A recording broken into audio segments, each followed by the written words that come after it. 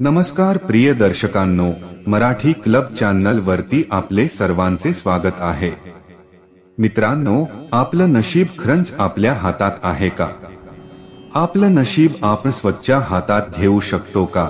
तसं करता येत असेल तर त्याचा मार्ग काय, या आणि अशा बऱ्याच प्रश्नांचा सद्गुरू इथे आढावा घेतात। तर मित्रांनो, हे व्हिडिओ खूप ज्ञानवर्धक होणार आहे, तरी शेवटीपर्यंत नक्की ऐका आणि ख्या मनाने कमेंट मध्ये जय श्री कृष्ण जरूर लिहा। दर्शकांनो, प्रत्येक व्यक्तीसाठी मग ती कोणी का असेना त्याचे जीवन महत्त्वाचं आहे। त्याचे जीवन जर महत्त्वाचं आहे तर अर्थातच त्याची सुख समृद्धी सुद्धा त्याच्यासाठी महत्त्वाची असणारच। लोक आपल्या आयुष्याचा खूप सारा वेळ सुख समृद्धी साधण्यामध्ये गुंतवतात। तुम्हाला असं दिसून येईल की काही लोक इंजिनियर बनून आपली उपजीविका कमावण्यासाठी आयुष्याचे 25 वर्ष गुंतवतात। ते आपलं कुटुंब घडवण्यामध्ये आपल्या अर्ध्या आयुष्याची गुंतवणूक करतात, पण आपल्या आंतरिक सुख समृद्धीसाठी ते कितीसा वेळ देतात। आजकाल सर्वजण बाह्य परिस्थिती सुधारण्यात आणि तिचे व्यवस्थापन करण्यात व्यस्त आहेत। बाह्य परिस्थितीमध्ये तुम्ही कितीही सुधारणा केली तरी तुम्ही ती 100% परिपूर्ण कधीच बनवू शकत नाही। तसं कोणीच करू शकत नाही। आजच्या जगातले अनेक साधन संपन्न देश या गोष्टीचे जिवंत उदाहरण आहे। त्यांनी बाह्य परिस्थितीत पुरेसं सुधारलं, पण तिथल्या लोकांची अवस्था जरा बघा।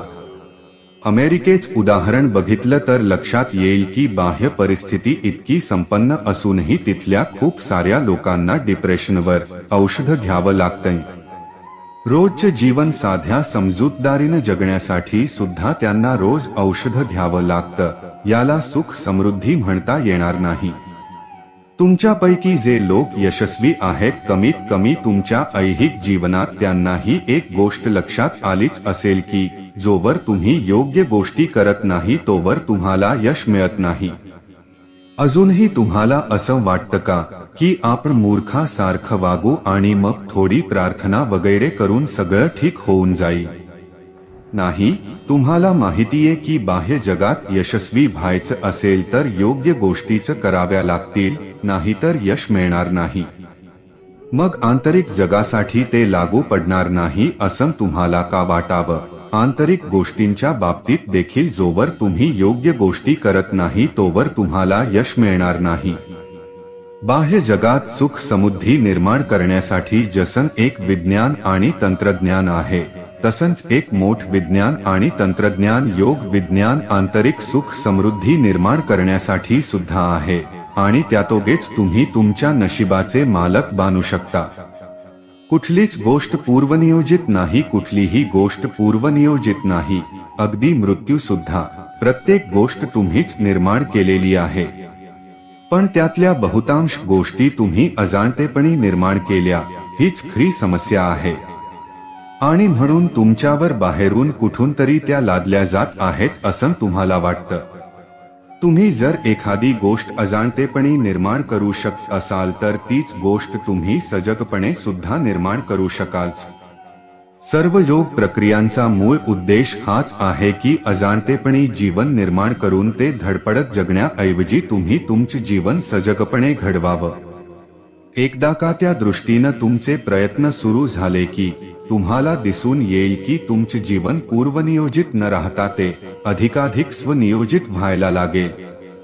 तुमच्या भौतिक शरीरावर तुमचं प्रभुत्व असेल तर तुमच्या जीवनावर आणि तुमच्या नशिबावर तुमचं 15 ते 20% प्रभुत्व असेल।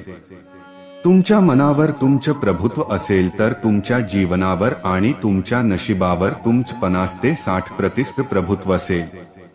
तुमच्या जीवन ऊर्जेवर तुमचं प्रभुत्व असेल तर तुमच्या जीवन आणि तुमचं नशीब 100% तुमच्याच हातात असतील।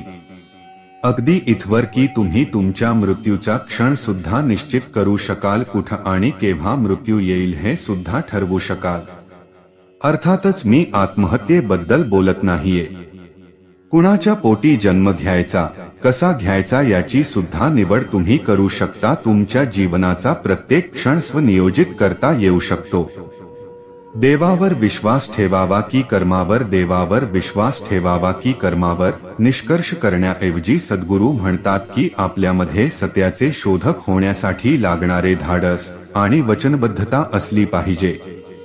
प्रश्न: लहानपणापासून मला देवावर विश्वास ठेवायला सांगितले गेले आहे आणि त्यामुळे मी एक भक्त झालो आहे. पण मग जेव्हा मी हठ योग कार्यक्रमाला सुरुवात केली तेव्हा माझ्या लक्षात आले की ईशामध्ये संपूर्ण दृष्टिकोन हा कर्म केंद्रित आहे. याचा अर्थ देवाचा कुठेच काहीच सहभाग नाही. 21 वर्षांसाठी मी देवावर विश्वास ठेवला आहे आणि तो आता तोडणे इतके सोपे नाही. कृपया मला यासाठी मदत करा. सद्गुरू शंकरन पिल्लईच्या लग्नाची वाट लागली होती. तो मॅरेज काउन्सिलरकडे गेला आणि विचारले, मी काय करावं? मी काहीही केलं तरी सगळं चुकीचं ठरतं. मॅरेज काउन्सिलरने त्याला सांगितलं, तू तिला नेमकं काय हवं आहे ते विचारलं पाहिजे आणि ते कसे करायचे याबाबद्दल काही टिप्स दिल्या. जेव्हा शंकरन पिल्लई घरी आली तेव्हा त्याची बायको स्त्रियांसाठीचे मॅगझिन वाचत बसली होती आणि तिने वर पाहायचे कष्ट घेतले नाही. त्याने कुठले शब्द वापरावे याबद्दल काही क्षण विचार केला आणि मग तो म्हणाला, तुला बुद्धिमान पुरुष आवडेल की आकर्षक दिसणारा पुरुष आवडेल? ती काहीच बोलली नाही. मग तो आणखी जवळ गेला. तिच्या शेजारी बसून त्याने पुन्हा विचारले, ऐक ना, बुद्धिमान पुरुष आवडेल की आकर्षक दिसणारा पुरुष आवडेल? मॅगझिन मधून डोके वर न काढता ती म्हणाली, कुठलाच नाही, माझं फक्त तुझ्यावर प्रेम आहे.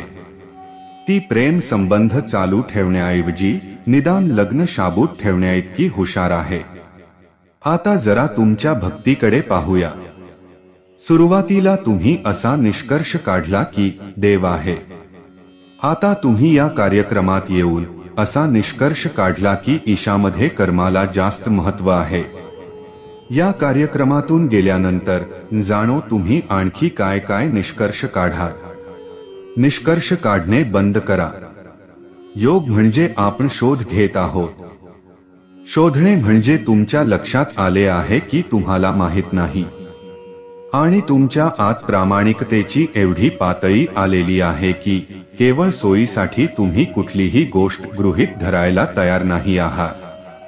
एका गृहीताकडून दुसऱ्याकडे, तुमच्या समाजामध्ये, तुमच्या कुटुंबामध्ये देवावर विश्वास ठेवणे किंवा ते सगळे ज्या देवावर विश्वास ठेवतात त्या देवावर विश्वास ठेवणे सोयीचे आहे म्हणून तुम्ही तसे केले. मग तुम्ही इथे आला आणि तुम्हाला वाटले, जर तुम्ही राम राम शिवा शिवा म्हणत राहिला तर कदाचित लोक तुम्हाला हसतील. म्हणून आता तुम्ही कर्मावर विश्वास ठेवू लागला. किती वेळ लागला तुम्हाला बदलायला? कृपया स्वतःसोबत असे करू नका. तुम्ही इतक्या सहज बदलता याचे कारण तुम्ही सत्य शोधण्यासाठी पुरेसे धाडस आणि वचनबद्धता एकवटण्याऐवजी एका गृहीताकडून दुसऱ्या गृहीताकडे जात आहात. सत्याचा शोधक असणे म्हणजे हे मान्य करणे की तुम्हाला माहित नाही. तुम्हाला माहित नाही की या जगावर देव राज्य करतो की कर्म राज्य करते ही वस्तुस्थिती आहे. सुरुवातीला तुम्ही याने घाबरून जाल, पण ज्या काशीची तुम्हाला भीती वाटते त्याची काही वेळानंतर सवय करून घेता येते. समजा तुम्हाला एखाद्या खोलीमध्ये आग ओकणाऱ्या ड्रॅगन सोबत बंद करून ठेवले असेल. जर तुम्ही जळून खाक झाला नाही तर 3 दिवसांनंतर तुम्ही त्या ड्रॅगन सोबत संवाद सुरू करा. म्हणून कृपया कुठलीही गृहीते निर्माण करू नका किंवा एकापासून दुसऱ्याकडे बदलत राहू नका. वस्तुस्थिती अशी आहे की तुम्हाला माहित नाही. ही जाण तुम्हाला सकाळी उठून तुमचा योग सराव करायला लावेल. कुणास ठाऊक तिथे वर स्वर्ग आहे की नरक, देव आहे की सैतान. निदान तुम्हाला जे माहित आहे, तुमचे शरीर, तुमचे मन, तुमच्या ऊर्जा, तुमच्या भावना ते तुम्ही सुस्थितीत ठेवा. समजा तुम्ही स्वर्गात गेला तर त्याचा उपभोग घेण्यासाठी तुमच्या चांगल्या स्थितीत असले पाहिजे. समजा तुम्ही नरकात गेला तरी तिथे टिकाव धरण्यासाठी तुम्ही चांगल्या स्थितीत असले पाहिजे. तर काहीही झाले तरी तुम्ही चांगल्या स्थितीत असले पाहिजे आणि या धर्तीवर जगण्यासाठी आणि यशस्वीपणे कार्य करण्यासाठी सुद्धा तुम्ही चांगल्या स्थितीत असले पाहिजे। म्हणून तुम्ही देवावर विश्वास ठेवता की नाही याने काही फरक पडत नाही। तुम्ही शारीरिक, मानसिक, भावनिक आणि ऊर्जेच्या स्तरावर चांगल्या स्थितीत असले पाहिजे। तर मित्रांनो, हे व्हिडिओ जर तुम्हाला आवडले असेल तर व्हिडिओला लाईक आणि चॅनलला सबस्क्राईब करायला विसरू नका आणि आपल्या मित्रांनाही हे व्हिडिओ शेअर नक्की करा। धन्यवाद।